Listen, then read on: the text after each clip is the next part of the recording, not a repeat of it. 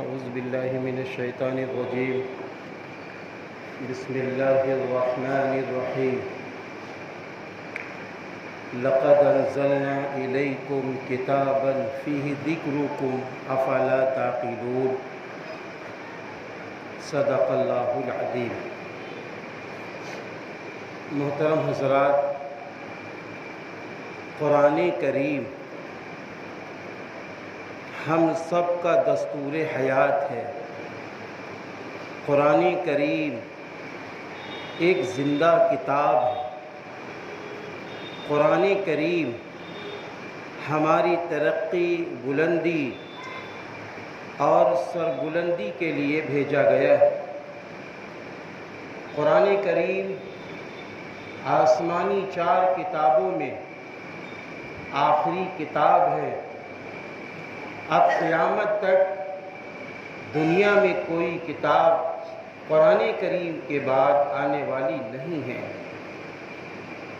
یہی وہ قرآن کریم ہے جس نے انسانوں کو جہالت سے نکالا، جس نے انسانوں کو بے ایمانی سے نکالا، جس نے انسانوں کو بد اخلاقی سے نکالا، جس نے انسانوں کو حیوانیت کی زندگی سے نکالا، جس نے انسانوں کو بد کردار کی زندگی سے نکال کر ایک اچھا مہذب انسان بنایا۔ یہی وہ قرآن کریم ہے جس نے انسان کو اس بات کا درس دیا کہ تمہارا پیدا کرنے والا ایک ہے، وہ اللہ ہے۔ تمہارا پیدا کرنے والا ہی تمہارا مختار کل ہے، تمہارا پالن ہار ہے، تمہارا رزاق ہے، وہی مشکل کشا ہے۔ قرآن کریم نے ہمیں اس بات کا درس دیا کہ ہم اپنی زندگی کیسی گزاریں گے، ہم اپنی زندگی کس رخ کے ساتھ گزاریں گے۔ میرے بھائیوں، اماں جان حضرت عائشہ صدیقہ رضی اللہ تعالی عنہا سے پوچھا گیا تھا کہ میرے نبی کے اخلاق کیا تھے، تو آپ نے فرمایا تھا کیا قرآن کریم نہیں پڑھتے؟ جو کچھ قرآن کریم میں موجود ہے وہ نبی پاک صلی اللہ علیہ وسلم کی سراپا زندگی۔ میرے بھائیوں، یہی وہ قرآن کریم ہے جس نے ایک جگہ نہیں کئی جگہ یہ بات فرمائی، لقد انزلنا الیکم کتابا فیہ ذکرکم افلا تعقلون۔ ہم نے تمہاری طرف قرآن کو نازل کیا ہے، اس کے اندر تمہارا ذکر موجود ہے۔ افلا تعقلون، کیا تم عقل نہیں رکھتے؟ کہیں قرآن کریم نے کہا ہے یا ایھا الذین آمنوا اتقوا اللہ حق تقاتہ ولا تموتن الا وانتم مسلمون۔ اے ایمان والو، اللہ سے ڈرو جیسا کہ اس سے ڈرنے کا حق ہے، اور تم مت مرنا تو مسلم کی حیثیت سے مرنا۔ قرآن کریم نے ہم کو یہ پیغام دیا ہے یا ایھا الذین آمنوا ادخلوا فی السلم کافہ ولا تتبعوا خطوات الشیطان انہ لکم عدو مبین۔ اے ایمان والو، پورے کے پورے اسلام میں داخل ہو جاؤ اور تم شیطان کے نقش قدم پہ نہ چلو، یقیناً شیطان تمہارا کھلا ہوا دشمن ہے۔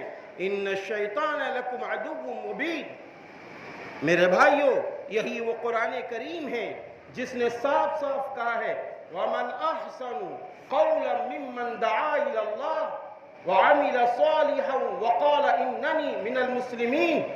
اس سے بہتر کس کی بات ہو سکتی ہے جو لوگوں کو اللہ کی طرف بلائے، جو لوگوں کو اللہ کی طرف بلائے۔ وَمَنْ أَحْسَنُ قَوْلًا مِّمَّنْ دَعَا إِلَى اللَّهِ وَعَمِلَ صَالِحًا وَقَالَ إِنَّنِي مِنَ الْمُسْلِمِينَ، اور اچھے کام کر رہا ہو، بھلے کام کر رہا ہو، اور یہ کہتا ہوا نظر آ رہا ہو کہ میرا شمار مسلمانوں میں سے، میرا شمار مسلمانوں میں سے، ایمان والوں میں سے۔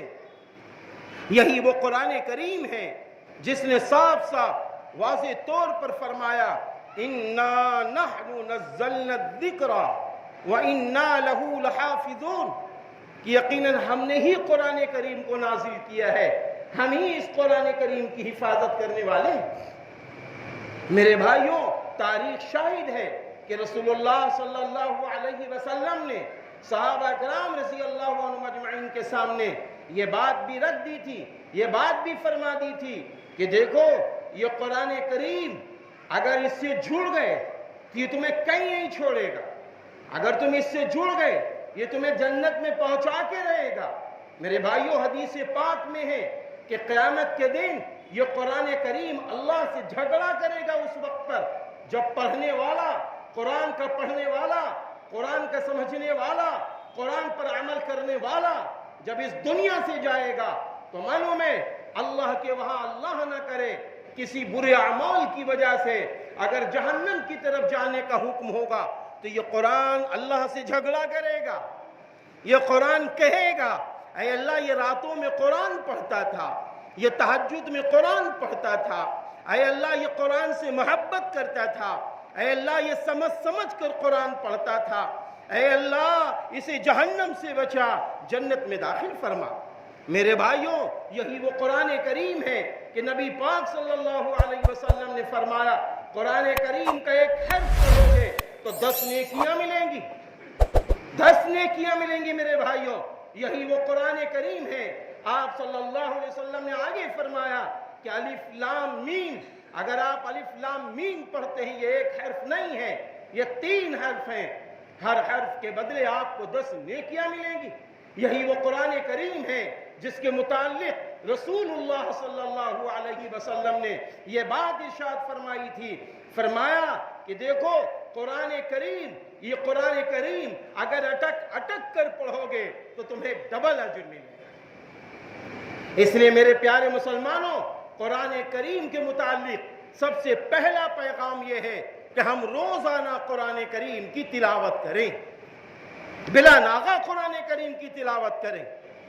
بڑے دکھ کے ساتھ کہنا پڑتا ہے، بڑے افسوس کے ساتھ کہنا پڑتا ہے کہ آج گھروں کے اندر قرآن کریم رکھا ہوا ہے، چند ہی گھر ہیں جہاں روز قرآن کریم کی تلاوت سبھی حضرات کرتے ہیں، ورنہ رمضان قرآن کھولا جاتا ہے۔ ہمیں چاہیے کہ نماز پڑھنے کے بعد، اپنے وظائف پورے کرنے کے بعد ہمیں روزانہ قرآن کریم کی تلاوت کرنی چاہیے۔ یہ طے کر لیں کہ ہمیں 1 پارہ قرآن کریم پڑھنا ہے، آدھا پارہ قرآن کریم پڑھنا۔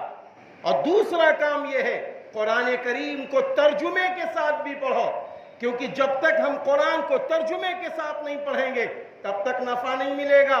ابھی ایک صاحب ایمان ہوئے ہیں تو انہوں نے کہا کہ خود ان کا ویڈیو آیا، میں صاحب ایمان اس وجہ سے ہو گیا کہ میں نے دشمنی میں قرآن کریم کا ترجمہ پڑھنا شروع کیا تھا، اور جب قرآن کا ترجمہ پڑھنا شروع کیا وہ خود کہتا میں ایمان والا نہیں تھا، میں نے پورے قرآن کا ترجمہ پڑھ لیا، اور جب پورے قرآن کا ترجمہ پڑھا تب میں نے سوچا اے اللہ تو اتنا بڑا غفار ہے، تو مجھے اچھی راہ دکھانا چاہتا ہے، تو جو راہ دکھا رہا ہے اگر اس راہ پر چلے تو تو انعام بھی دے رہا ہے، تو عزت بھی دے رہا ہے، تو بلندی بھی دے رہا ہے، تو ہم کو سماج کے اندر آگے بھی بڑھا رہا ہے، اور مرنے کے بعد تو اچھی زندگی جنت دے دے گا۔ اتنا اچھا اسلام، وہ مومن ہو گئے۔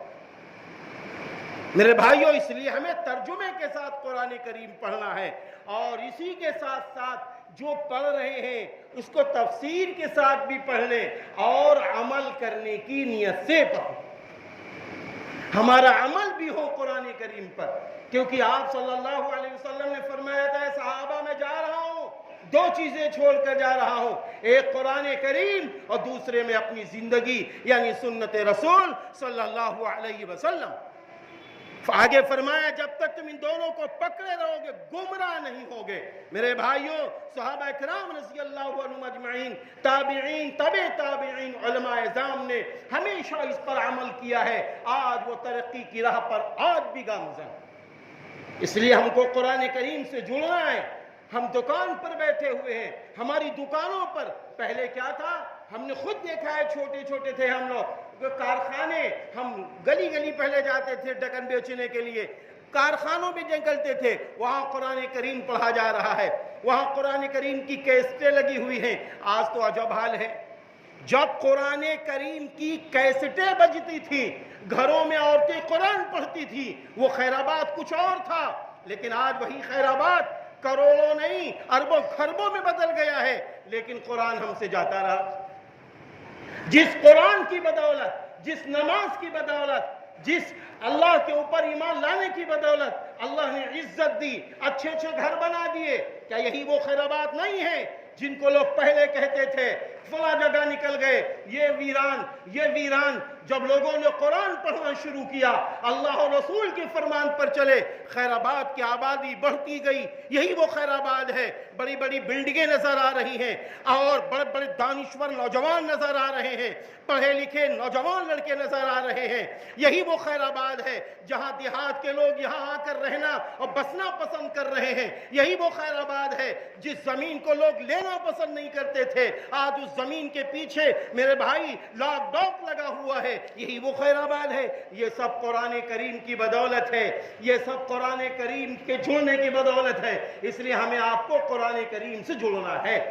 دوسری بات یہ ہے میرے بھائیوں، قرآن کریم کو پڑھ کر اپنی لائف گزارو، انشاءاللہ دنیا بھی بنے گی، آخرت بھی بنے گی۔ اللہ تعالی ہمیں اور آپ کو قرآن کریم سے جڑنے والا بنا دے، قرآن کی تلاوت کرنے والا بنا دے، قرآن کو سمجھ سمجھ کر پڑھنے والا بنا دے، اور جن جن مسجدوں میں قرآن کریم کے حلقے ہیں ان حلقوں میں بیٹھنے والا بنا دے، اور جن جن مسجدوں میں قرآن کے مکتب ہیں ان مکتب میں اپنے بچوں کو قرآن پڑھوانے والا بنا دے، اور جہاں مکتب نہیں ہے وہاں مکتب کھلوانے والا بنا دے۔ وآخر دعوانا ان الحمدللہ رب العالمین۔ بھائی سنت پڑھ